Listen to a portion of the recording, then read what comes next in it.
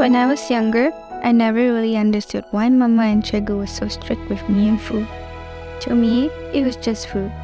I can never understand why Mama always asked me to habiskan. But over time, I finally know why. Class, are you done with lunch? Are you done with your meal? Yes. Alright, Kylie, are you done?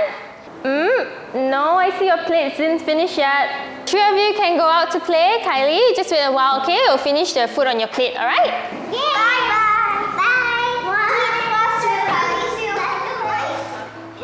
What happened today, darling? Why are you late?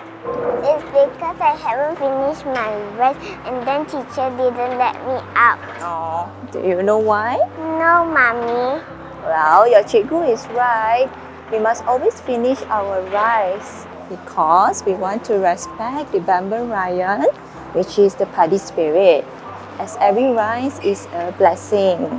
Okay? Our farmers work very hard on the fields. Every bowl of rice is more than just